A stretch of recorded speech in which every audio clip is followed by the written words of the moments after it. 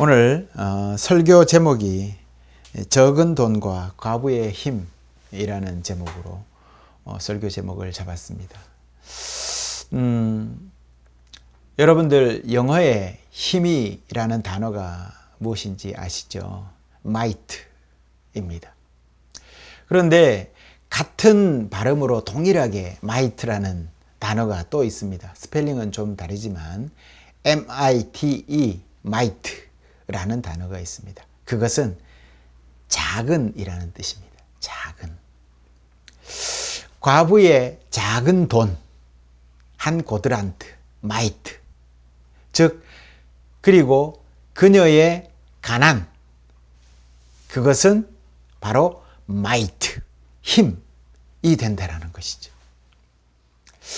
그 말은 그녀가 가진 모든 것을 하나님께 맡김으로써 이 세상이 줄 수 없는 것을 얻게 되었다라는 이 말이 바로 이 이야기인 것입니다. 그것은 바로 하나님의 섭리, 보호, 그리고 사랑의 확신에서부터 이러한 힘이 생겨난다라는 것을 의미하는 것입니다. 오늘 설교에서 여러분이 얻기를 바라는 것은 여러분이 물질적으로 얼마나 가지고 있든지 간에 하나님께 맡기는 것이 많을수록 더 풍성한 삶을 경험하게 된다라는 것입니다. 맡긴다라는 의미에서 여기에서 맡긴다라는 것은 재물만을 의미하는 것이 아닙니다. 온전히 여러분의 마음속 그리고 여러분 모든 삶을 시시콜콜한 작은 것까지도 다 맡기는 삶, 그것이 여러분에게 있어서 풍성함으로 그것이 여러분의 마이트, 힘이 된다라는 말씀을 제가 여러분에게 드리고 싶은 것입니다. 오늘 한번 자세히 묵상 가운데로 함께 들어가 보도록 하겠습니다. 성경 이야기에서, 다른 성경 이야기에서 보면 한 부자 청년이 예수께 나오죠. 그때 그가 뭐라고 질문합니까? 예수님께, 선한 선생님, 내가 영생을 얻으려면 무엇을 해야 합니까? 라고 묻습니다. 그렇죠? 예수님께서 대답을 하십니다. 너는 계명들을 알고 있지 않느냐? 간음하지 말아라, 살인하지 말아라, 도둑질하지 말아라, 거짓 증언하지 말아라, 내 부모를 공경하라 하였다. 그렇게 얘기를 해주죠. 그러니까 그 청년이 뭐라고 합니까? 저는 어릴 때부터 그거 다 지켜왔는데요 라고 대답하지 않습니까? 그러니까 예수님은 또 뭐라고 대답합니까? 네가 아직까지 한 가지 부족한 것이 있다 라고 하지 않습니까? 네 모든 재산을 팔아서 가난한 사람들에게 나누어 주어라. 그러면 하늘에 보물이 있을 것이다. 예수님이 무엇을 보셨습니까? 그 부자의 재물이 탐나서 그것을 드리라고 나누라고 했습니까? 아니지 않습니까? 그 청년이 유일하게 하나님께 드리지 못하고 있었던 것이 있었는데 그것이 그거였다는 것 아닙니까? 그것을 드려라. 그 말은 뭐냐 하면 그것마저도 하나님께 드림으로 네가 완전한 그러한 하나님의 평화를 맛보면 좋겠다. 영생에 이르렀으면 좋겠다. 라고 주님이 말씀하신 거잖아요. 그런데 사람들은 잘못 고쳐서 재물을 드려라, 헌금을 해라 이런 식으로 그것을 이 본문을 보게 되지요. 어찌 보면 우리 생각에 너무 묻혀있지 않느냐 이런 생각이 들기도 합니다. 이 이야기를 들으면 마음이 좀 여러분 불편하지 않습니까? 왜냐하면 가진 것을 다 포기하고 갖고 있는 재물도 다 내려놓고 아무것도 할 수 없는 힘이 없는 상태에서 다른 누군가에게 의지하는 것 좀 불편해 보이지 않습니까? 세상에는 그렇지 않습니까? 내가 뭔가를 있어서 경제력이 있을 때 다른 친구를 만나다 보면 그래 내가 뭐 한턱 쏘지 이렇게 돼야 뭔가 위세도 서고 뭔가 이렇게 좀 능력이 있어 보이고 힘이 있어 보이지 않습니까? 그런데 그런 거 다 내려놓고 그게 무슨 힘이 됩니까? 힘을 오히려 잃어버리는 거잖아요. 그런데 여기서 예수님은 하시는 말씀이 그것이 힘이다 라고 얘기를 하니 좀 이해가 가지 않습니다. 그리고 들을 때 좀 불편하지요. 아이러니하게도 오늘 복음서의 과부는 세상 재물에 얽매이지 않았습니다. 그녀에게 있는 유일한 자산은 하나님에 대한 믿음이었습니다. 그것을 더 가치 있게 여겼던 것이죠. 그녀가 가진 2푼을 헌금함에 모두 넣어버림으로 인해서 그녀의 순전한 믿음은 완전히 하나님의 은혜와 어떻게 됩니까? 아주 가까이 동등하게 밀착하게 되는 것을 보게 됩니다. 제가 시골에 아내와 같이 내려가지 않고 혼자 내려간 적이 있습니다. 그래서 장인 장모 어른 댁을 방문한 적이 있습니다. 시골에서 조그마한 상점을 운영을 하는데 거기에서 뭐 하루에 팔아봐야 얼마나 팔겠습니까? 그런데 사위가 왔다고 그 말씀 가운데 쫓아나와서 여비를 하라고 그렇게 5만 원짜리 하나를 이렇게 꼬깃꼬깃한 돈을 주머니에 챙겨 넣어 주시는 겁니다.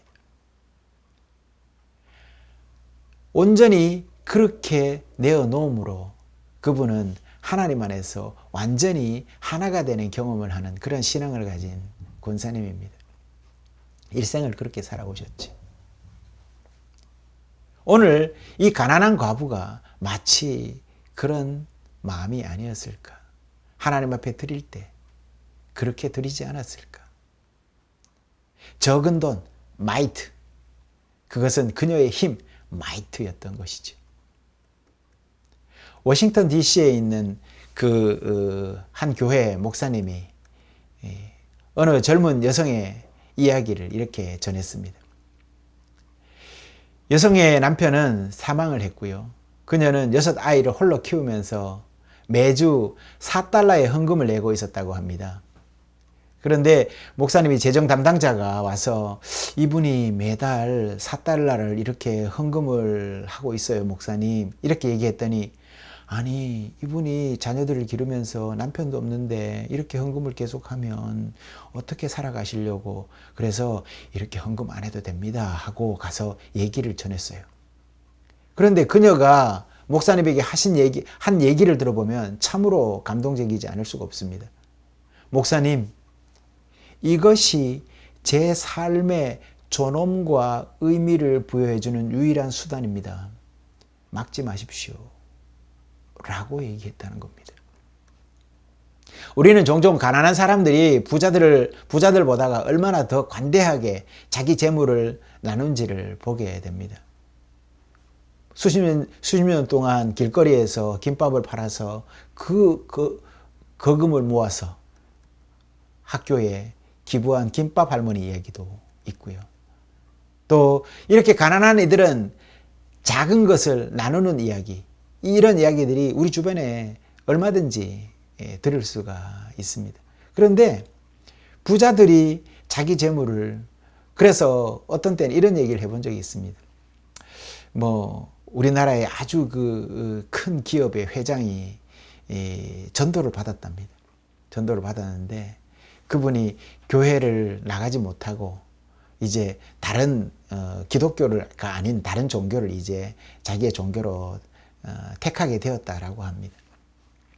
근데 교회를 나갔더니 하는 얘기가 11조를 해야 됩니다 라고 하는 거죠. 근데 그분이 벌어들이는 돈의 10분의 1을 이렇게 한 달에 한 번씩 내려고 계산해 보니 그게 막 천문학적인 숫자가 나오는 거예요.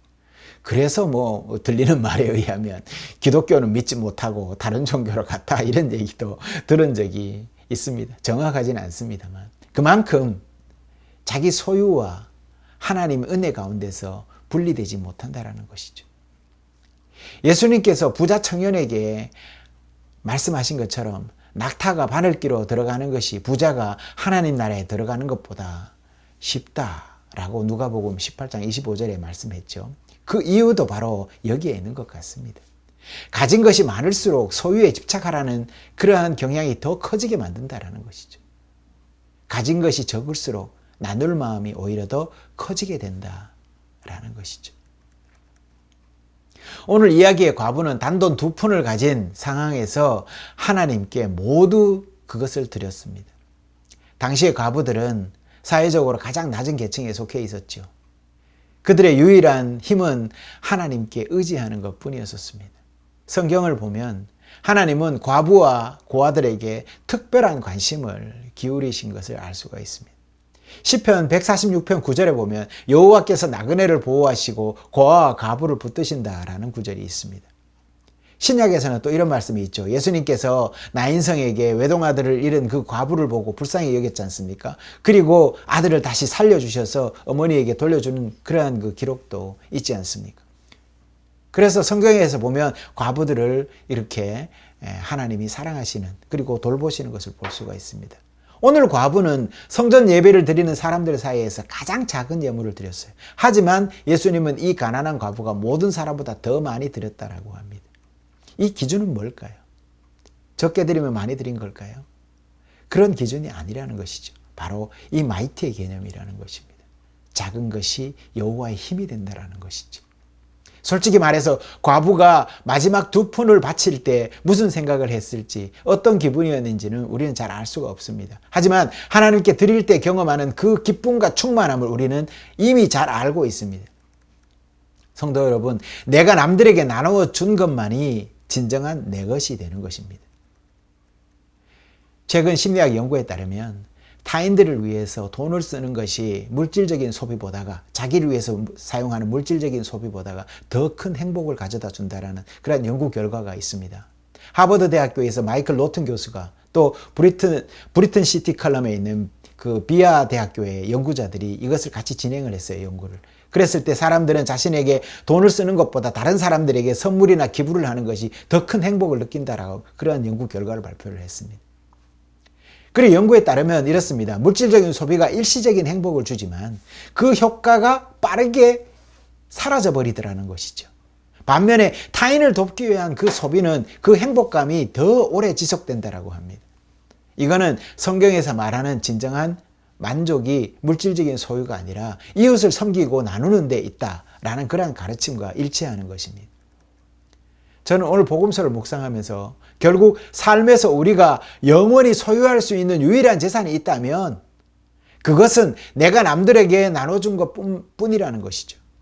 돈과 주식과 부동산과 또 고귀한 어떤 귀한 물품들을 이것들을 모아서 재산을 쌓아 놓을 수는 있지만 죽을 때 가져가지는 못하죠. 우리가 떠나고 나면 세금으로 또 일부는 정부에게 또 돌아가죠. 그리고 나머지는 어떻게 됩니까? 다 자녀들에게 상속되고 다 흩어져 버리고 없는 거예요. 자기가 가져가는 건 아무것도 없습니다. 심지어 살아있을 때에도 마찬가지죠. 그 부유함이 줄 수 있는 행복은 예상보다가 오래 가지는 않습니다. 뭐 부자가 3대를 못 가고 이런 말이 있지 않습니까? 하지만 내가 나눈 것들은 어떤 의미에서 보면 영원히 나의 것이 되는 것이죠. 나의 관대함으로 누군가가 축복받았고 또 그렇게 여건이 좋아졌다라는 얘기, 내가 심은 나무 그늘 아래에서 사람들이 쉼을 얻었다라는 그러한 사실, 그것은 영원히 남는 진정한 나의 것이 되는 것이죠.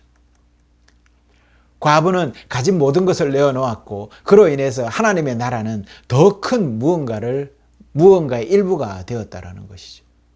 그녀는 그날 주머니에 돈이 넉넉히 남아있는 사람들보다가 오히려 더 큰 것을 가슴에 품고 돌아갔을 것입니다. 그녀의 작은 돈, 마이트가, 그녀의 힘, 마이트가 된 것입니다. 그녀의 하나님을 향한 헌신이 그녀의 힘이 되었고 존귀함의 원천이 되었던 것이죠. 어느 개척교회에서 맞은편에 있는 빈 땅을 매입하기 위해서 교회 확장을 하기로 했습니다. 그래서 땅값은 약 1,000만 원이 좀 넘게 이렇게 필요했어요. 그래서 작은 교회라서 결코 그 금액이 적은 금액이 아니었습니다. 충당하기에. 그래서 집사회에서 같이 기도를 하면서 이렇게 모금을 하기로 했습니다. 헌금을 작정을 하기로 하고 3가지 조건을 제시했습니다. 첫 번째는 모든 성도들이 헌금을 약정할 것, 자기 힘에 닿는 대로. 두 번째, 그 약정액을 3년에 걸쳐서 나누어서 이렇게 헌금을 할 것. 세 번째, 각 집사들이 먼저 헌금을 약속해서 교회가 먼저 준비할 수 있도록 할 것. 요것이 이제 조건이었습니다. 그래서 그 당시에 집사회가 이제 작정하기를 각각 그 집사들이 한 사람당 10만 원씩을 1년 동안 헌금을 하기로 그렇게 이제 작정을 했습니다. 그 중에 교회에서 재정집사로 봉사하는 여자 집사가 있었는데 신앙이 참으로 좋으신 분이었다고 합니다.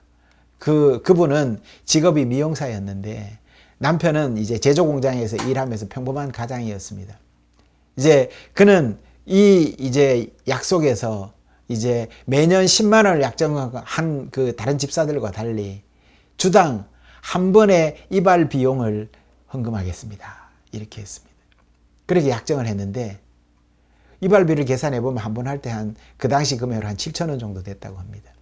그러면 1년에 한 35만 원 정도 헌금을 하게 되는 거예요. 다른 사람들이 1년에 10만 원을 약정했는데 이분은 2배 반 이상을 더 내게 되는 거예요. 다른 집사들의 약 2배 반에 달하는 것이죠. 그런데 중요한 것은 이 금액의 총액이 중요한 게 아닙니다. 이 여자 집사님이 왜 하필 이발료를 기준으로 해서 약정을 했을까라는 것이지요. 그것은 그녀의 일상에서 가장 작은 부분, 그것을 하나님께 드린다라는 마음이었다라는 것이죠. 내 일상에서 가장 작은 것을 드리겠다. 예전에 저희 어머니 권사님께서 매번 식사를 할 때마다 쌀독에서 쌀을 끄집어냅니다. 그러면 가장 먼저 하는 일이 뭔지 아십니까? 성미 그 자루가 있습니다. 그 성미 자루에 그 한 홉을 먼저 덜어내어서 그것을 담고 기도를 하는 겁니다. 그것을 저는 매번 보면서 살았습니다. 그래서 그때 물어봤지요. 엄마, 이거는 뭐 하려고 이렇게 모아놔? 그랬더니 이것은 교회에서 성전에서 사용하는 거란다 라고 저에게 얘기를 해줬습니다. 바로 작은 일상에서부터 하나씩을 하나님께 드리겠다라는 그 마음인 것이죠. 작은 것을 드리는 겁니다. 큰 것, 수많은 정말 금덩이를 헌금할 수도 있겠지요. 하지만 작은 예물 한 고드란트를 드린 그 과부의 마음은 자기 일상에서 가장 작은 것, 가장 필요한 것, 그것이지만 그것을 드렸다라는 것이 중요한 사실인 것입니다. 그 헌금 약정은 교회의 기금을 모으는 데 중요한 역할을 했고 그 결과 1년 만에 목표 금액을 달성할 수 있었습니다. 그 집사님의 헌금이 특별한 점은 바로 금액이 많고 적음에 있는 것이 아니라 그것은 하나님 앞에서 자신이 할 수 있는 최선의 것을 다해서 헌신하고자 했던 그 집사의 마음이었다라는 것이지요. 풍요함 속에서 드려진 것이 아니라 생활 속에서 가장 작은 부분까지 하나님을 향한 헌신하려는 마음, 그것이 중요하다라는 것이지. 성도 여러분, 여러분은 여러 가지 일상 가운데서도 직장 생활을 하면서 그렇게 살아가실 겁니다. 여러분의 일상 가운데서 가장 작은 것을 하나님께 드려보십시오. 환자를 만나면서 대하는 그 마음에서부터 하나님께 돌려드려보십시오. 동료들과의 관계 안에서 그 작은 행동에서부터 하나님께 여러분의 마음을 올려드려 보십시오. 하나님은 그 작은 것을 드릴 때 완전함으로 우리를 채우심을 여러분들은 발견하게 되실 것입니다. 성도 여러분, 여러분은 하나님 앞에 무엇을 어떻게 드리고 있습니까? 중요한 것은 거기에 여러분의 마음과 신앙을 담고 있느냐 하는 것입니다. 직장은 직장이니까 하나님과는 관계없어. 이것이 아니라는 것이죠. 우리의 모든 삶 가운데는 하나님이 임재하고 계십니다. 여러분이 드리는 헌금이 나의 삶의 우선순위를 바꿀 정도로 하나님께 대한 신뢰와 헌신을 담고 있다면 하나님은 그 헌신에 따라서 상상할 수 없는 만큼의 큰 축복을 여러분에게 부어주실 것입니다. 여러분은 하늘에 보물을 쌓게 되는 것입니다. 물질적인 것만이 아닙니다. 여러분의 삶을 올려드리면 그 삶으로 하나님은 보답하시고 하나님의 크신 완전한 축복으로 여러분을 채우실 것입니다. 여러분의 마음에 이것 아니면 안 돼라는 것을 비우면 비울수록 하나님께 비우면 비울수록 올려드리면 올려드릴수록 그것으로 하나님은 여러분을 반대로 채우심을 반드시 기억하십시오. 성도 여러분, 물질의 많고 적음을 넘어 하나님께 우리의 마음과 신뢰를 드릴 때 진정한 축복과 풍성한 삶을 경험하게 됨을 기억합시다. 하나님께서 우리의 헌신을 받으시고 그에 따른 놀라운 은혜를 부어 주실 것입니다. 그리 한 주간도 주님 의지해서 힘내어서 살아가는 우리 모든 성도들 다 되시기를 간절히 바랍니다. 기도하시겠습니다.